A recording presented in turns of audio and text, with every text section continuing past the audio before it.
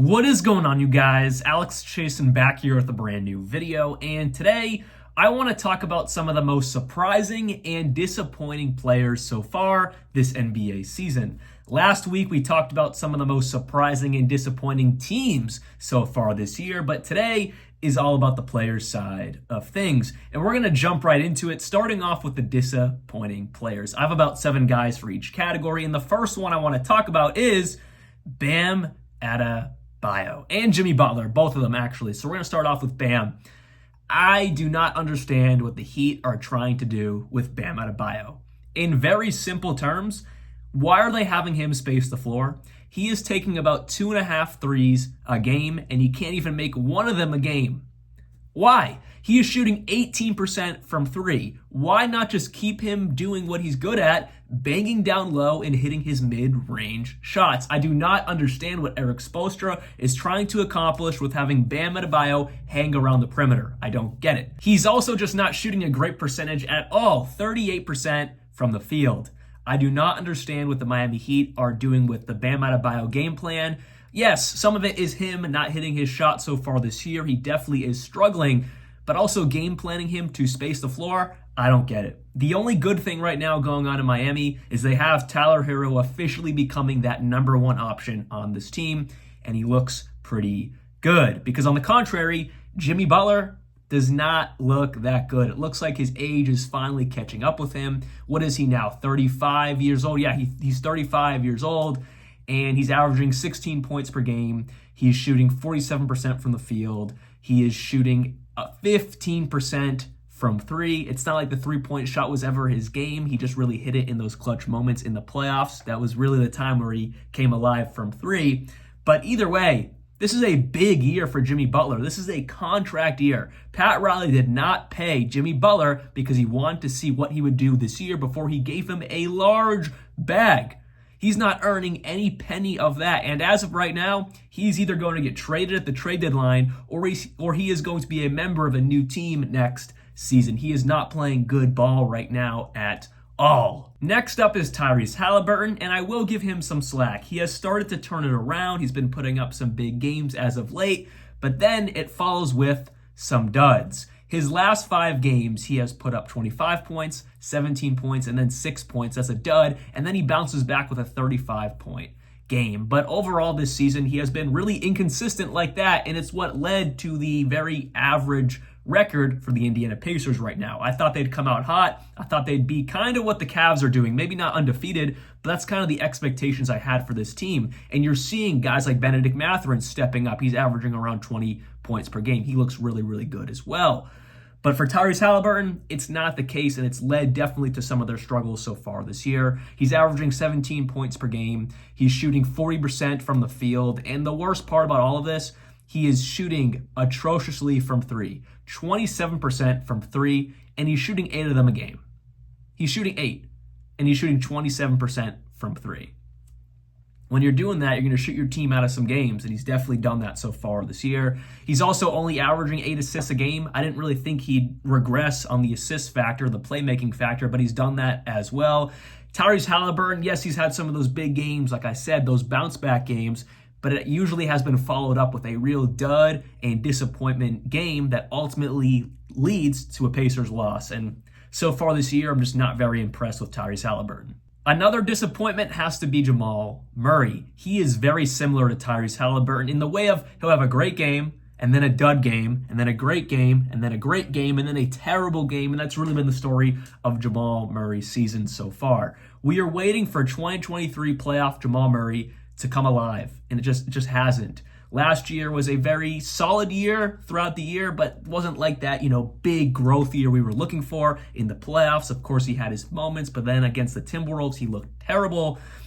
In the Olympics this summer for Team Canada, he did not work at all alongside his teammates there. And then so far this year, he's just been Like, he's not playing bad. He's averaging 18 points per game, with 5 assists, around 4 rebounds a night, but he's just not shooting the ball efficiently. 40% from the field, 33% from three. Just overall, not a very efficient season for Jamal Murray. He's putting points on the board most nights, but it's not in an efficient way. And for a Denver Nuggets team that doesn't have a lot of wiggle room, with a lot of lack of depth, you need Jamal Murray to progress in some way. And so far this year, we just haven't seen any progression. If anything, we've seen some regression, and you just can't see it. The season is young, so I'm not really saying this is who they are for any of these guys, whether they're good or bad. I'm not saying this is who they're going to be all year, but as of right now, Jamal Murray has definitely been on the more disappointing side. Followed up by Jamal Murray is a former teammate of his, KCP, Kentavious Caldwell-Pope. And he got a major bag by the Orlando Magic this summer to come to Orlando, be that great 3-and-D guy.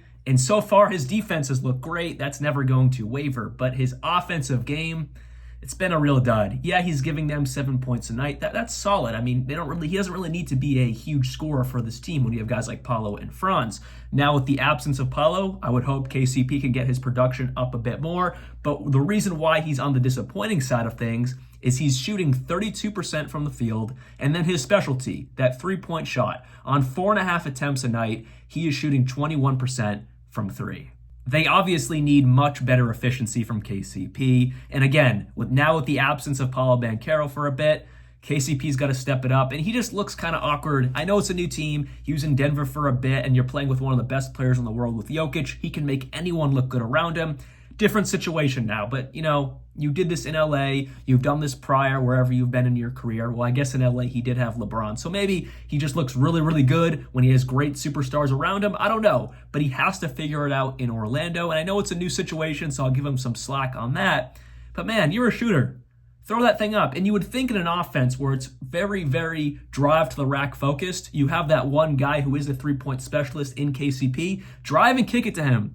You'd think it would work, but so far it has not for the Magic. Next up on the Warriors, Jonathan Kuminga. I've been waiting for this man to blossom into a star and a superstar for a couple years now. He's still young. He's only 22 years old, but he has such that raw talent, ability, and games where he looks like a superstar that you would think he would do it on a more consistent basis. And so far this year, he just has not done it. October was really bad. The month of November, so far, he's looked a bit better. But overall, this season has not been that major MIP jump we have been looking for. He's averaging 15 points a game, 4.5 rebounds, 2 assists on around 47% from the field, around 34% from three. So not terrible shooting splits, but also not what you're looking for. You want a little bit more for someone who I think can be a star in this league. I don't know if he just doesn't fit in this system with Steve Kerr and the Warriors. He's gotten benched. I mean, he started as a starter. Steve Kerr realized he doesn't really fit in this offense, in the starting unit. They have benched him, and his minutes have slowly been diminished, and it just sucks to see. And the final disappointment I want to talk about today is Victor Wembanyama. I didn't think I'd be talking about him on the disappointment side, but so far this year, it needs to be discussed. I'll put it this way. Defensively, he's averaging almost 4 blocks a game. He should be depoy. I don't care if the Spurs win 10 games. No one is defending like Victor Wembanyama. But you come to the offensive side of the ball, and yes, this man is scoring 20 points a game. I'll give him credit for that. Honestly, you'd think it would be more on the team he's on. It just isn't, and I think I know why. They have this man taking almost 8 threes a game. Why? He's shooting 31% from three on 8 attempts. That's not good. Why is he taking so many threes? Please explain. This man is 7'4", has abilities of a point guard. Why not send him to the hoop more? Why not send him to the rack? He's also only averaging 9 rebounds. They have this man way too far out. Why is he hanging around the perimeter so much? Put this guy in the paint. Put him in the mid-range. Why is he only averaging 9 rebounds? He should be averaging almost 14 rebounds a game. He's 7'4". I don't get it. The Spurs are not utilizing Victor Wembanyama correctly, and it's detrimenting his stats. It's detrimenting also this team as well. I don't get it. I don't get it at all. Now let's jump over to my surprises so far this year. The first one I want to talk about, because he had a massive game last night, is Norman Powell. Norman Powell was playing like all-star level basketball. Last night he had 31 points. I'll just go with his last 5 games. 23 points, 26 points, 31 points, 24 points, and last night, again, with 31 points. When I checked earlier this morning, he is averaging the 13th most points in the league.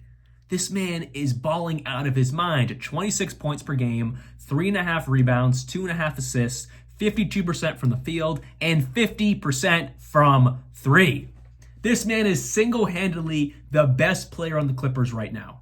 James Harden, he looks pretty good, but obviously it's not the same James Harden from like 3, 4, 5 years plus ago. It's not the same guy. Norman Powell, though, has stepped up in the absence, and probably long absence, of Kawhi Leonard. He is single-handedly, Zubac looks pretty good as well. We'll talk about him in a second, actually. But pretty much he is single-handedly given them a 6-5 record on the offensive side of the ball. Their defense has actually looked really, really good. But on the offensive end of the ball, Norman Powell has been their number one option for the most part.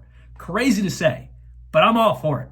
I'm all for it. You know what? I'm calling it right now. Norman Powell All-Star season. I'm buying that stock because that would just be really cool. What a story that would be.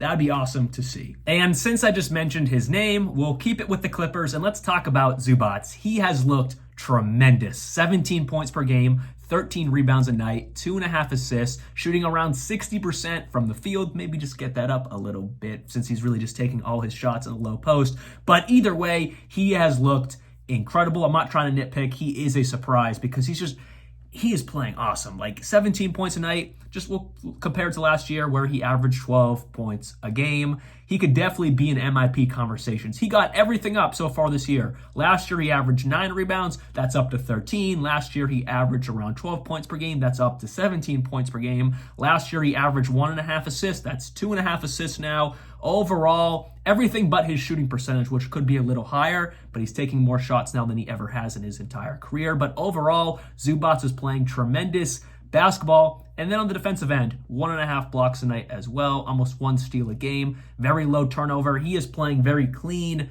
basketball. Zubac is definitely one of my surprises this season. Next up is a guy who has always been a bucket, dating back to his days in Atlanta, all the way throughout his career, Dennis Schroeder. But this year, he has taken that to another level, being the starting point guard in Brooklyn. He's averaging 20 points per game, 3 rebounds a night, 6.5 assists a night as well, shooting almost 49% from the field and around 48% from three. By far his best season of his entire career. I know it's young, but again, he's always been a bucket. I'm just surprised he's doing it. I don't know. He's kind of cooled off over the last 3-4 years of his career. Hasn't quite been that 20-point per game guy. The last time he averaged even close to this was in 2019-2020 when he averaged 19 points per game with the OKC Thunder coming off the bench. But other than that, he really hasn't been like that super, super top dog since when he was in Atlanta, of course, when he took over for Jeff Teague. But yeah, I mean, I'm not super surprised because he's always been a bucket. He's on a bad team.